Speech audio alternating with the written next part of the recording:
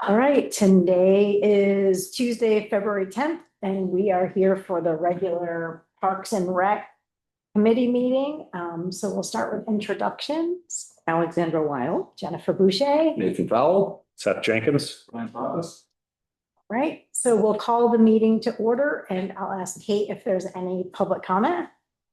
Just us. All right, so with that, I will entertain a motion to approve the agenda. So moved. I second. In favor? Aye. The next agenda item is the approval of the December minutes, which I circulated before the meeting. Mhm. So, assuming everyone has had time to review, I will entertain a motion to approve the December minutes. So moved. I'll have to abstain since I wasn't present for the. Fair enough. So, All in favor? Aye. Aye. All right, moving right along to old business. So the first item is the Vorak grant and the Pownell Town Forest. So since we met last time, we've had Concom hosted a public input session. And not much else has really taken place with respect to the Pownell Town Forest. So we have two items, I guess, that we can talk about. One is where the budget stands with the grant and how we want to proceed potentially with the build out of the trail. And then the second item is feedback of the public information session and a recap of that. And it's just ask if anyone else has any input on that. So the first item I can talk about, and currently in our portion of the Vorak grant, we have about $12,000 remaining in our portion of the grant. We do need to keep a little bit of funds for signage at the parking area and any additional signage and wayfinding in the forest that we want. But aside from that, we definitely have funds where we could hire a group like VYCC or the Green Agers, who we talked to at the end of last year, to come and help finish the lower loop. So I don't know, Seth, if you took. Ilya. Ilya. Yeah. Yeah. Yeah. So, and he, he had some concerns. I mean, Yeah. it was before the snow, but it was, still frozen. And just, the trail down, the number of switchbacks. I think it's like you said, it's somewhat predicated on the boundary with the contiguous property and then also some concerns about the bridge and flash flooding, maybe washing it out potentially down the road. I mean, and that's a potentiality. Yeah. Regardless, right? I mean, Totally. I ran that by Elise LeDuc Fleming, who's the manager of Hopkins Forest the other day. I took her on a walk and we walked across the bridge, and I mentioned to her that we had that issue where we thought it was going to be long enough, and then where they set it into the rock, we didn't have quite as much space as we needed. And she said that currently it looks fine, and that if we needed to, it wouldn't actually be that hard to sort of unscrew the pieces and then just put longer stringers in and then just put it all back together again. So obviously we don't want to do that unless we have to, but we do have a relatively cheap and easy option for extending that bridge just a tad if we need to. And yeah, even when we were designing the trail, I was like, man, this is so steep. pretty steep. Yeah, and it was even worse in the winter. I mean, I could barely make it up yesterday from the bridge there. So I think I'm all for having the Green Agers come in and see if they can come up with a better design to get people down there, or we can add some stairs or something like that. I mean, even timber 4x4 steps or whatever, just in the steepest parts. And then it's never going to be perfect, but I think that gets people up and down it safely at least. Well, and there's sections that haven't been touched yet too, right? I mean, there's no section that hasn't been touched, but there are many sections that need to be touched more.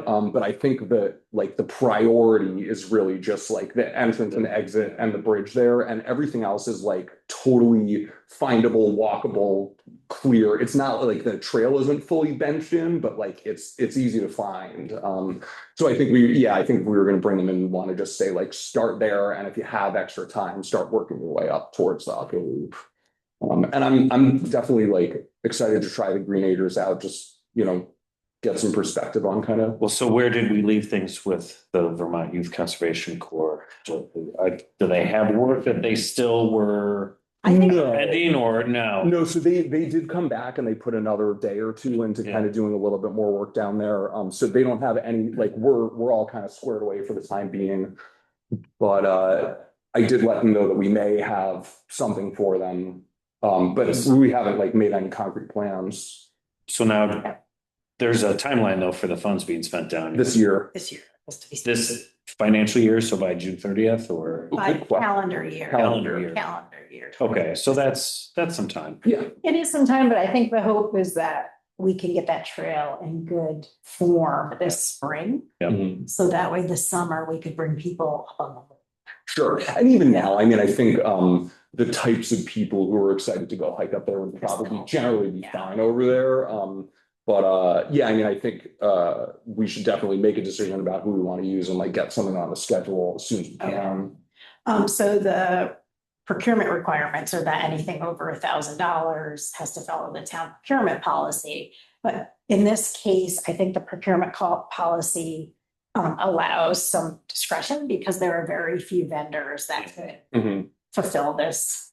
It's not like you're gonna send out an RFP and get a lot of responses to it. So we can follow up with Tara Mhm. and see her recommendation. And in either case, it does have to go to the select board to approve any expenditures. So what did we want to do for next steps? Do we want to reach out to either one of them or? I mean, it sounds like maybe we should reach out to both of them and see Yeah. kind of what their availability is. It sounds like the cost is pretty similar between the two. Yeah, I think it was about $8,000 a week. Is that what it was for UICC? And I think Greenagers is actually very similar. I don't remember what he said in terms of his the daily rate. Yeah, I remember the Vermont Youth, what are they called? Vermont Youth Conservation Corps. Or isn't it that they have to travel so far to get here? Yeah, so that was definitely one of the issues was that, it's like we lost time, we lost a half a day on either end of the week because they're traveling. And then also, they were working really high up in the woods. So they get into the woods and it takes them 40 minutes to get all their stuff up there and get unpacked. So yeah, we really ended up getting kind of about a half a day out of them each day. And then they had someone who was sick. And so they were down a person for the second week. They had health problems. That's worth every day. No, I let them stay in an apartment that we own just in Powell. But they went back for the weekend and then came back next one person day. Might just be one argument for using the Greenagers, but I'm not really sure where they're coming from. I know they're based out of Pittsfield. Uh-huh. They're South County actually, but I think when we talked to them, they were hoping to create a Vermont like core of students. They were hoping to partner with MAU Mhm. to create programming because they work with whatever local student population is in the area. So they would be local kids, which would be nice. Mhm. That'd be really cool.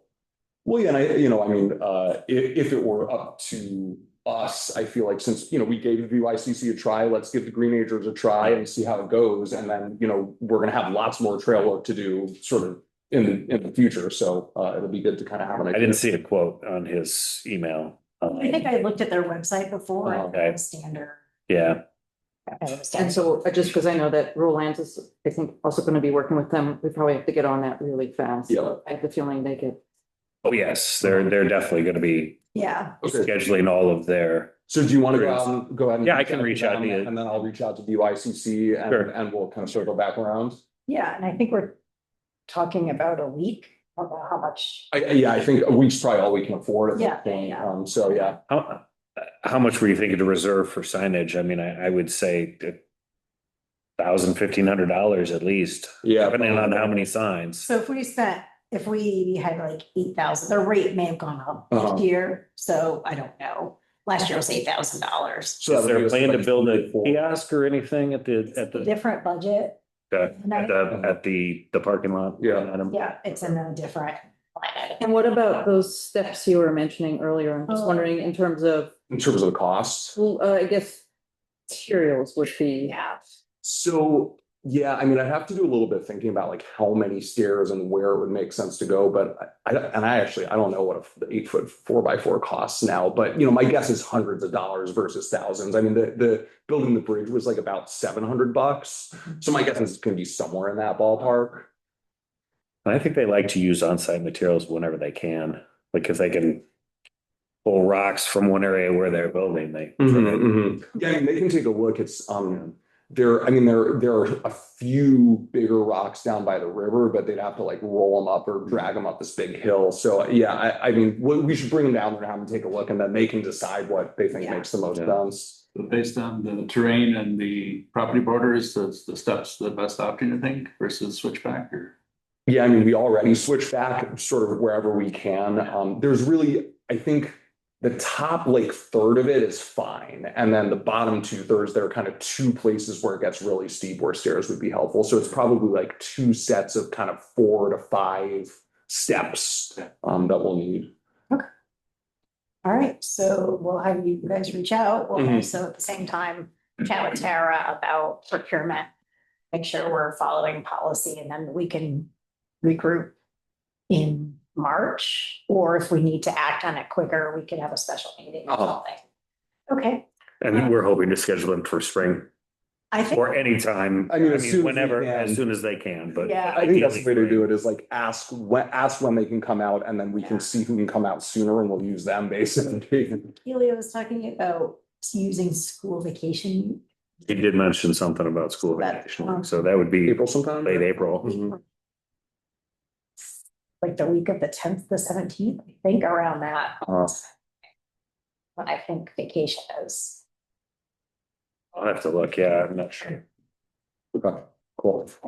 Nate, did you want to give a recap on the public session on the? Yeah, I'll give a really brief recap. I mean, I think my biggest takeaway was that, like, I think I finally figured out a way to actually get people to like show up to these meetings. I went and I canvassed more businesses than I normally do. I put up posters like at basically every business in town, Stewart's, Dwyer's, Village Market, Hilltop Farm, the new dispensary down here, Rambler, like a couple other places, the library. So we put a bunch of posters up, and then I also came up with an email list of probably about 50 people who I know are like kind of into this stuff, well connected, and I just sent out a personal email. I said, hey, like, it would really mean a lot if you guys could come out and tell your friends about it and stuff.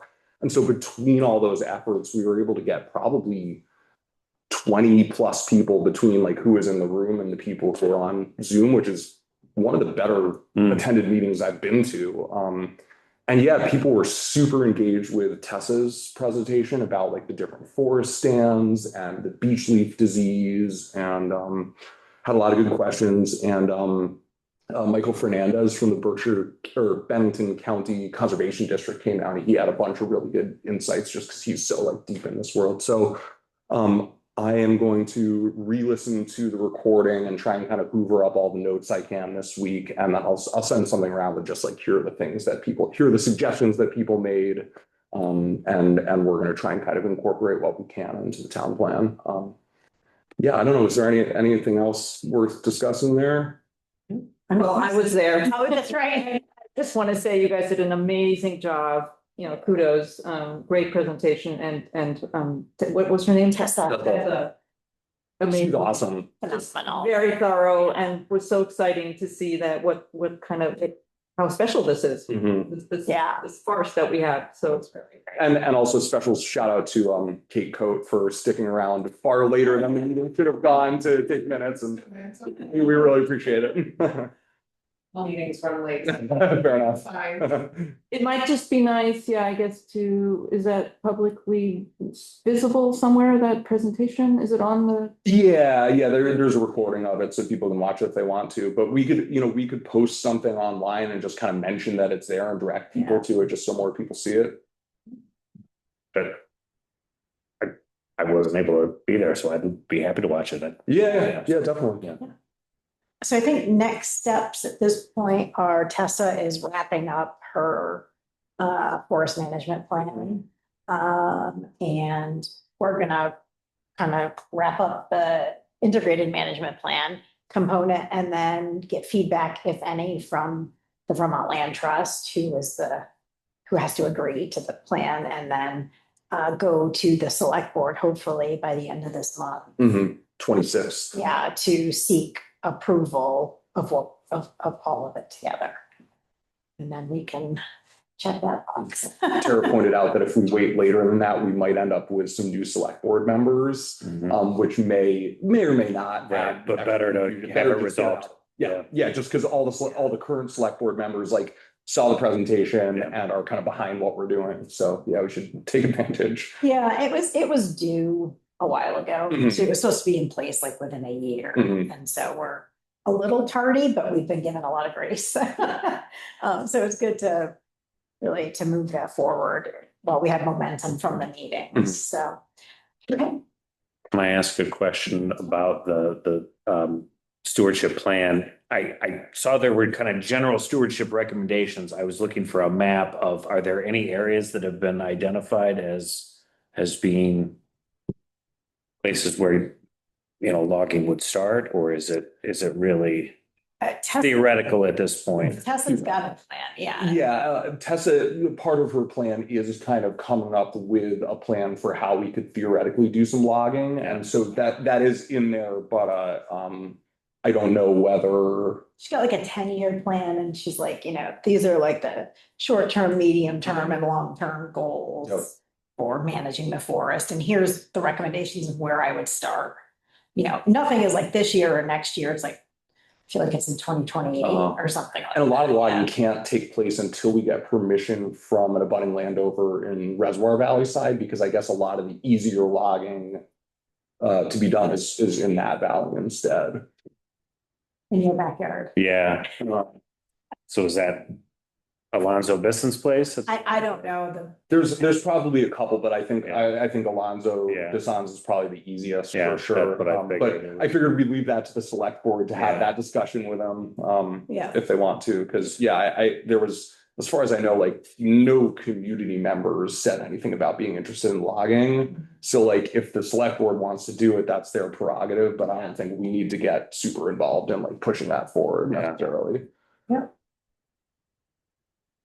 And was it to address invasive species kills too? I mean, was that part of the? Defend the forest in some areas. Yeah, and she taught, there are some places where there are definitely invasives that if we like had people to go out there and take care of them, and I'm sure she'll kind of mark those spots on the map. Yeah. So yeah, we don't really have a plan of like how to do it, but at least we'll know where we need to focus on it if we ever kind of get our act together to like get some people out there. She's our county forester. Right. So she's not going anywhere. Like she'll be here hopefully to, help implement.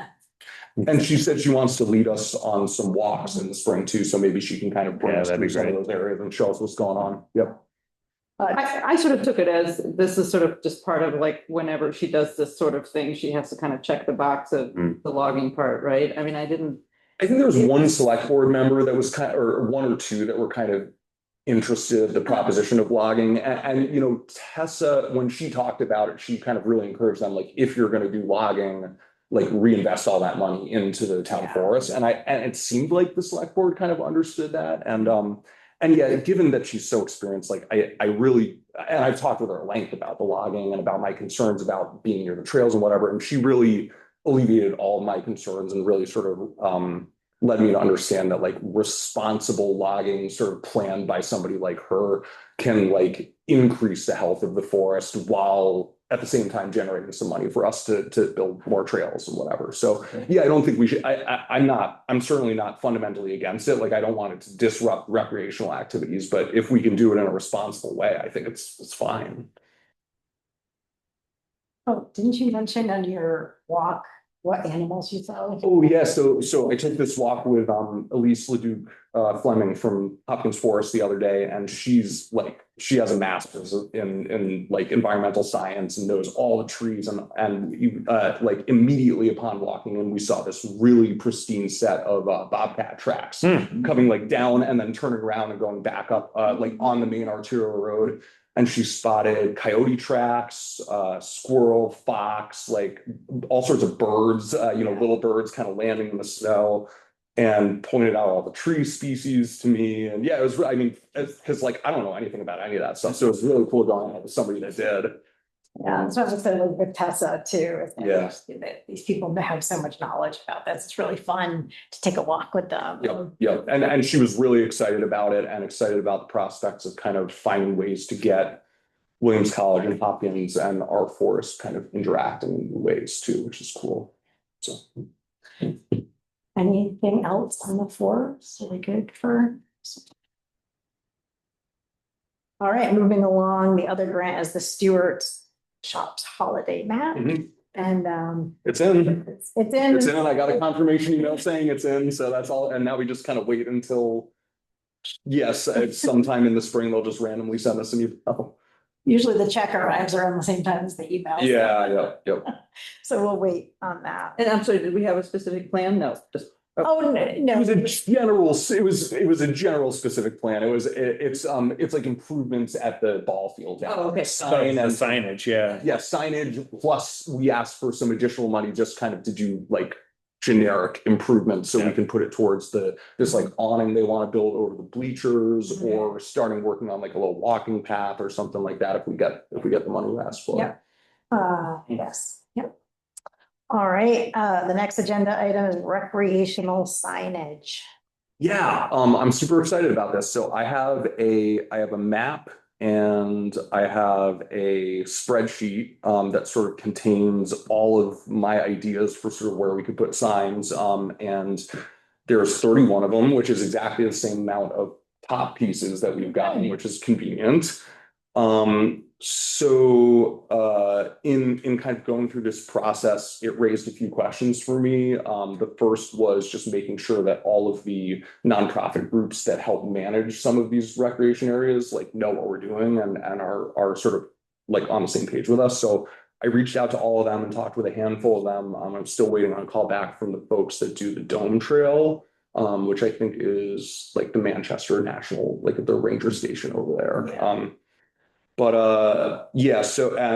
The folks at Barber Pond said absolutely not, don't put up any signs there. Everyone else so far has been fine with us doing the signage. The other question, there were sort of two other questions that came up, which I don't really know the answers to, and we'll have to kind of get some advice on, which is mostly pertaining to parking. Because one of the things I want to do is send people up Old Military Road and County Road to get out to the Appalachian Trail, Old Military. There's like a connector trail that goes out to the Dome Trail out there, but there isn't really any designated parking anywhere up there. There's been like there's an area like right by the Vermont what's called the Vermont like outing club gate up there, like right at Old Military, where most folks will park just over on the right-hand side of the road, and it kind of widens out a little bit there. But I don't know whose property it is or whether that's still town land, or whether like the select board approved the plan, but I'm not sure how much they really looked at it. So like, yeah, what I want to do is add designated parking at right where Old Military turns into like a forest road, and you're not allowed to drive on it anymore. And the other spot is on County Road. There's a place where the path that goes under the utility lines connects with County Road, and there's like a clearing and a gate for the electric company to get up there. So that's another spot where like people are already parking there, but it's not like designated as parking. So yeah, I just don't know in terms of like getting permission to do that, like exactly where to go or who to talk to. And like if we can't get parking up there, then I don't know if I want to like point people up in that direction, because what are they going to do? They're not going to walk all the way up County Road. So that's the one thing I haven't fully figured out yet. So I've definitely driven up County. Are you not supposed to drive up No, County Road? no, Yeah, you okay. can drive up- I mean, there's houses back there. Yeah, no, I mean, you can drive out to almost the border of Pownell, and they just have some big boulders across the road where you're not allowed to go any further. The spot that I'm talking about isn't all the way out at the end, but it's relatively close to the end. And having been out there, like I don't think there's really any other place where there's any space to put cars unless we were to like clear back further. So yeah, I mean, we should think about that. Like, I mean, maybe it does make sense to find some parking on our side so that people can access the Appalachian Trail from the Pownell side. And then what was the other thing? Oh yeah, just trying to figure out like there's a trail that connects from Old Military Road to the Dome Trail, but I cannot for the life of me figure out what that road is called or like how like whether that should be marked as a trail or not. But it would be really awesome to have access to the Dome Trail from our side too. Because right now you have to go kind of down and around.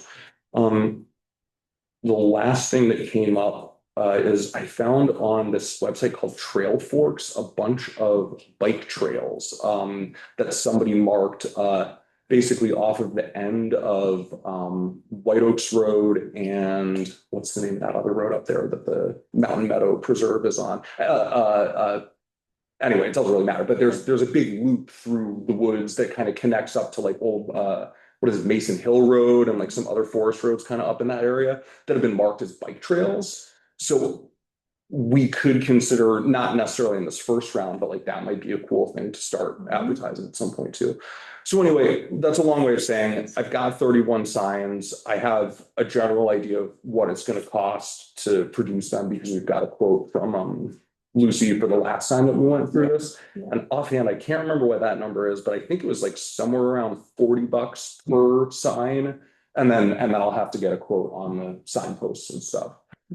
So yeah, I think between this meeting and the next meeting, I'm going to try and get a hold of someone on the select board and just sort out like getting official permission to make sure we can like designate some parking in these two places. And that's kind of the last big hurdle. And then we can go ahead and start printing them out, I think. Well, I just think we need to go to the select board because it'll be over $1,000. Oh, sure. So yeah, I can show them the new plan. Oh yeah, one other thing I just want to get people's input on. So like all of the signs currently kind of guide you in through Route 7 onto Barber Pond Road and up that way. And then we're going to have some signage on South Stream Road coming from Bennington.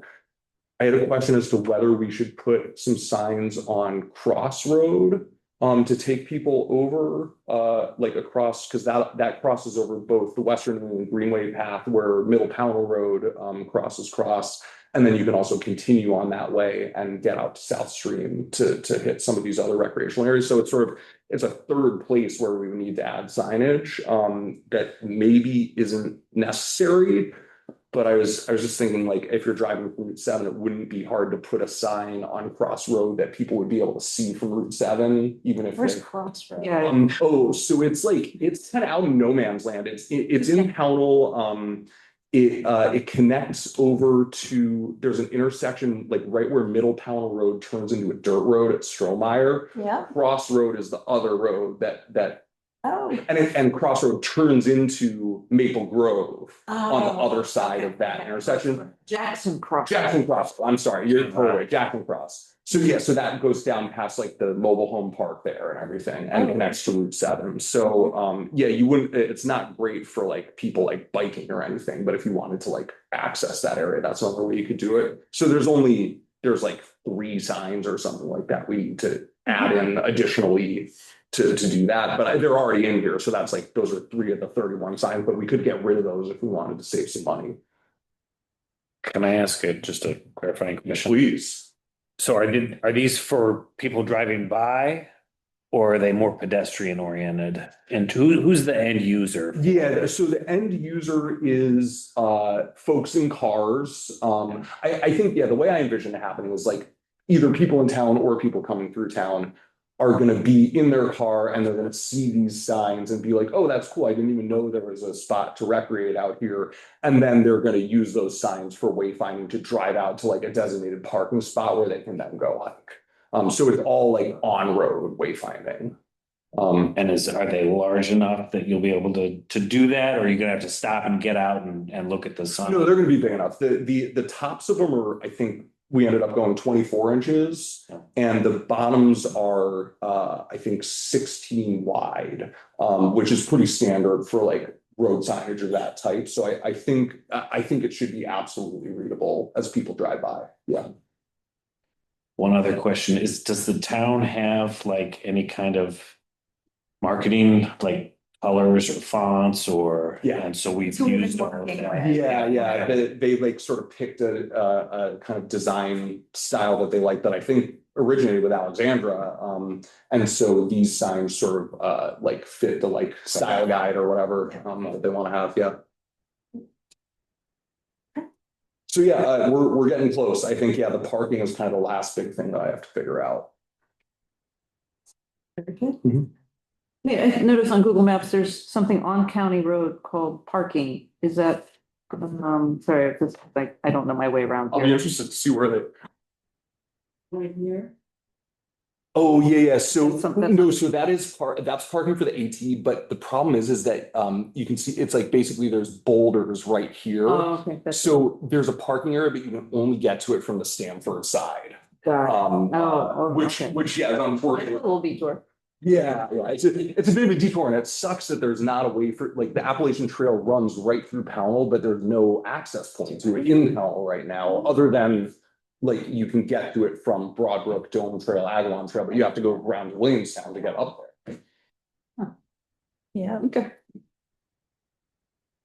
All right, we'll move along to the Route 346 field update. So I don't know if you've driven by the field, but you can see that they've done some clearing, you know, all around in the back. I haven't been there recently. I think since the snow came, they probably have not done much more there.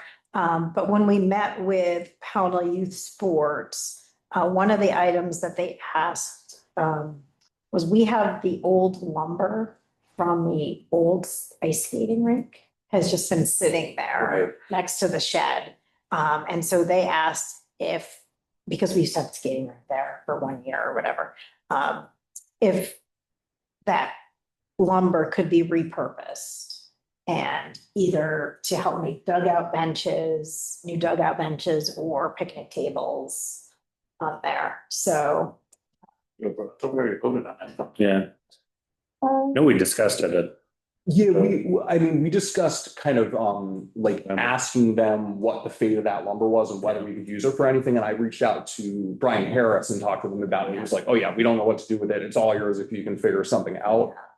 So yeah, that's kind of where we're at now is like, I think we have sort of everyone's buy-in to do something with it, but we don't know specifically like, I haven't been able to actually see what the lumber looks like or kind of what they've It's like got. 2x6, 2 by something, Uh, but you know, it's just been sitting there. So yeah, if it's a bunch of 2x6s, then yeah, we can build picnic tables or benches or, Yeah. you know, stuff So like they're that. just wondering if they could use it to do the dugout benches or if they have, you know, so that's the discussion. Yeah.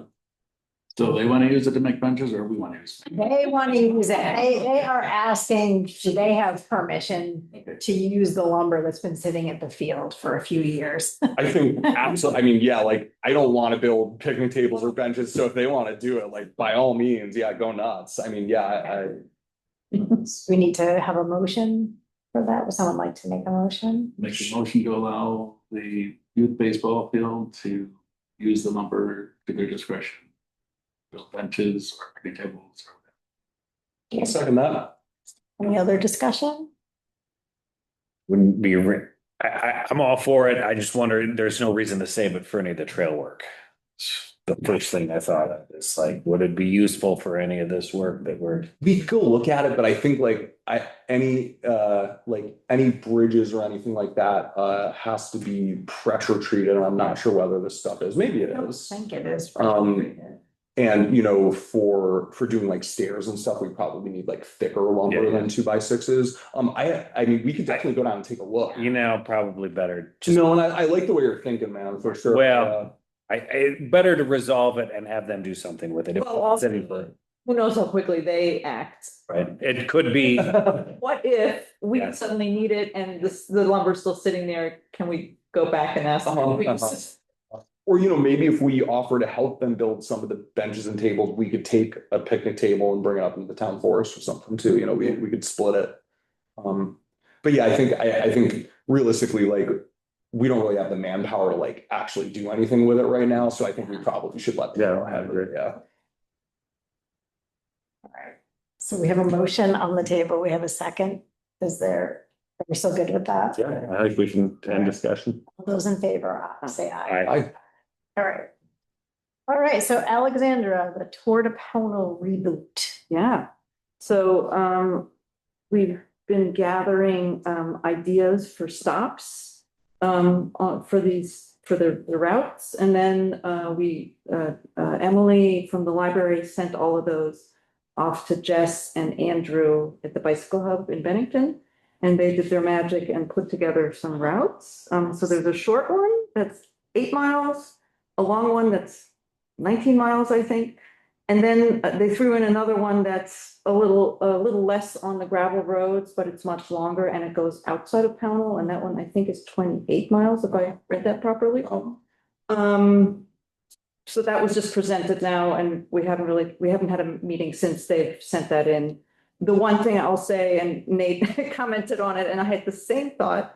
Apparently there was a discussion with the rescue squad and the sheriff that we should not, the tour should not go onto the west side of East side. or the east side of Route 7, which means that Burrington Road would be excluded, which I sort of think would be sad. I don't quite understand why, so I don't know, so. They don't want you to cross Route 7? They were concerned about the safety of people crossing Route 7 there, which I understand, but I think that they're not like. What I said in the email was like, I don't know that they're coming from a place of experience with biking necessarily, and like the trade-off of not going on the east side of Route 7 is that like their routes incorporate riding both up and down North Powell Road, which is windy and steep and narrow, and riding up and down Route 346, which is also like not a super fun road to ride on. And so like this organization, Local Motion, did this huge traffic study on Powell. All of the good biking is on the east side of the road. And so I sent around a 10-mile loop that uses the Western New England Greenway route and then comes back around on South Stream Road. So you would have to cross Route 7 twice. Everyone would cross as a big group at the beginning.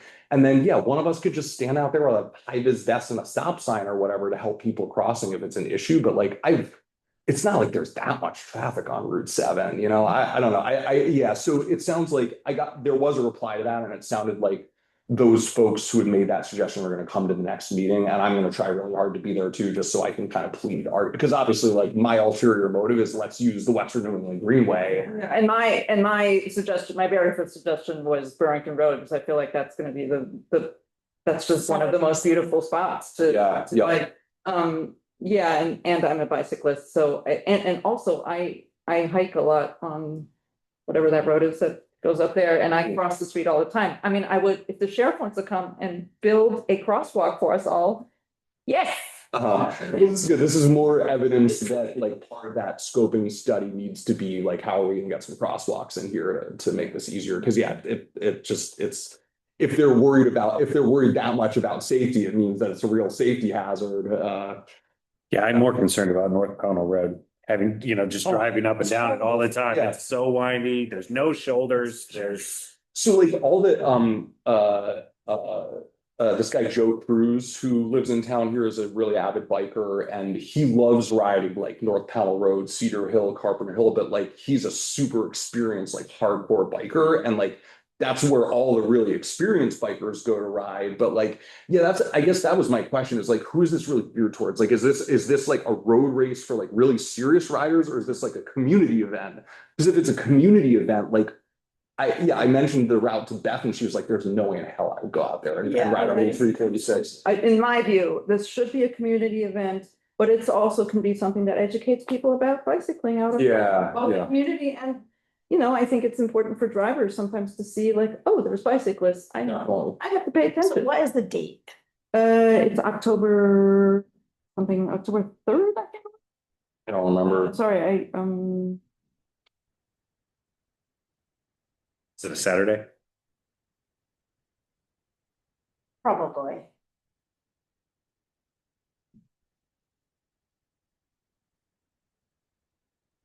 yeah, luckily we got a little time between now and then, either Yeah. way. Yeah, but, and then there's also been some decisions about that we're gonna run it, most likely gonna run it on a bikereg.com. No decisions have been made yet, but that will allow for the registration to be sort of streamlined and, we can probably get that for free if we're not charging anything. Just because I guess we do have to have waivers of some sort. Sure. Yeah, and, I think that's it for right now. And I really think it'll be nice to have sort of these various spots that we select and have. I love that You know, idea. like, have a lemonade stand at the library and. We used to have one at Happy Valley. Oh, you're right, yeah. Mhm. What I was suggesting is that it's Oktoberfest in Munich on. How convenient. All right, in the interest of time, I'm gonna move along. The holiday tree lights. I don't know if we want to pick a date to remove the lights, or we just want to wait for the snow to melt and then wait till next month. It seems like we've been pretty good at just sort of rallying by email. Okay, why don't we do that? yeah. We'll just schedule it by email. I will say I'm gonna be gone from the 18th to the 7th of March, so I'm happy to help either before or after that. That's good. All right, moving right along to election of committee officers. So we need to identify and elect our chair and vice chair. So with that, I will ask if anyone has any interest in being the chair. Nate, did you express any, or you said you had enough responsibilities in So Wisconsin? Jen and I talked about this earlier, Yeah. and what I told her is my conservation commission term ends in at the end of this year. And I have no conservation experience, so I think I'm gonna let myself kind of fall off of that committee. And when I do, I'm more than happy in 27 to Yeah. take over and be the chair of this, if there isn't anyone else who's interested at that point. I am totally happy continuing to be the vice chair for this year. Anybody think that they might have interest in like being mentored to do something in 27 or? You would like to step down, yes. I mean, you've said, I mean, you don't want to, you want to continue on the committee, but. yeah, I mean, yeah, for sure. But I'm fine as long as we have a plan to, I plan. a plan. Succession plan. And also to try to garner some, members that might be interested in leadership, for the future. I have one other suggestion. I don't know if this would take any burden off of you, but I wonder if we could offload doing the agenda to someone else or something. Would that take pressure off of you at all? Or I know that's not the majority of the work that you do. That's a big. Okay. Yeah. It's manageable. If it's not manageable, then I'll speak up but yeah, so. Or we could elect a treasurer to help try and kind of track our budget stuff. If anyone's interested in that, I don't know. It's not like a time consuming effort. Okay. I think the heavy lift has been the town forest. Yeah. So that's kind of gonna fall away a little bit now. It is gonna, So. I'm gonna come to a conclusion on that. Well, at least, finish out this grant and then we can Yeah. worry about the next thing. Okay, so I don't know exactly how I do this, but I'm willing to be nominated as the Okay. chairperson again, if someone would to make that nomination. I would be honored to nominate Jen to continue to be our chair. Second, Second. discussion, all in favor? Aye. All right, and is there a motion to nominate me as vice chair? I'll make a motion. Second. Okay, any discussion? All in favor? Aye. All right. Check that one. All right, the Front Porch Forum. Forum. Front Porch Forum on Parks and Rec. My big takeaway was that it could be a really useful tool, but we need somebody who's ready to really dig in and be posting regularly and to really get the traction that we want. The other thing that they suggested is like we as sort of town volunteers can get like an officially designated account that says that that's who we are. And then the town gets a bunch of like free posts every month. So yeah, it's like there's definitely like there's stuff we could do there. It's just it's gonna take like a person that wants to really like commit to kind of posting regularly so that we get to a point where people kind of like expect to see our stuff on there and, you know, update the calendar and this and that. So it's not super hard stuff to do, but it's definitely a chunk of work. Be happy to do. Oh, cool. Well, yeah, I think Fortunately, I missed that. I was the one who suggested it and then I missed it. yeah, so I think the way to go, I think actually the best thing to do if the town is okay with it is like if we can get permission for you to run the town's front porch forum, which they currently like, they don't post on, they don't do anything with.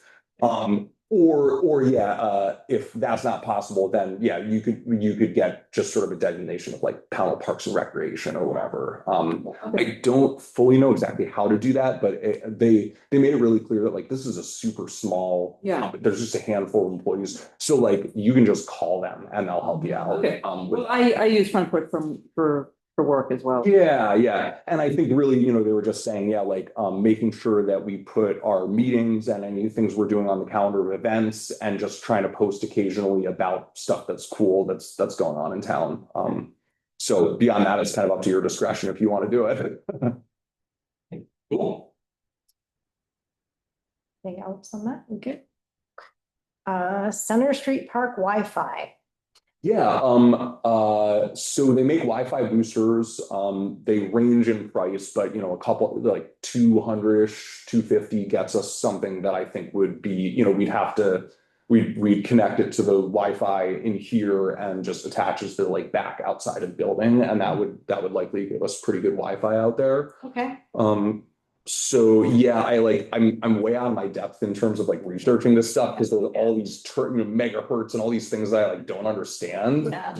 But if we could find somebody who knew how to, you know, maybe we could ask like the tech person that does panel stuff or whatever, just like, is there a brand we should look for? Like, is there anything specific we need to watch out for? But you know, they can be had on Amazon. Yeah.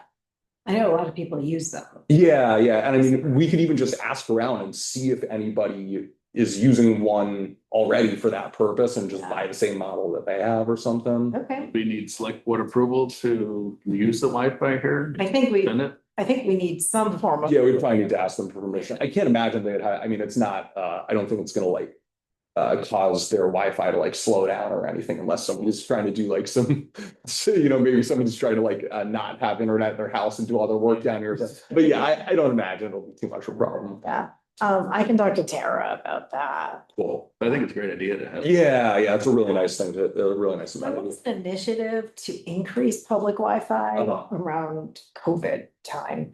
So I think there were some installed like at the firehouse. Oh, well, maybe we can ask them I then. think the library, you know, there's like all these designated points to, you know, during that pandemic, so. I will reach out to the library and the fire stations and just see if they're using one, and if so, like what it is and what it costs. Okay. The next item is Horwa cleanup. So yeah, just really quickly, the Hoosick River Watershed Association reached out and offered to do some sort of a riverside cleanup and asked about the Hoosick Bend Trail. So I think you've had conversations. Okay. Yes, yeah, I the way I left it was that I was gonna reach out to her when I get back into town in March, and we're gonna take a walk down there and kind of evaluate what needs to be done and then go from there. Okay. And they did talk about, like, I wasn't sure what does a river cleanup.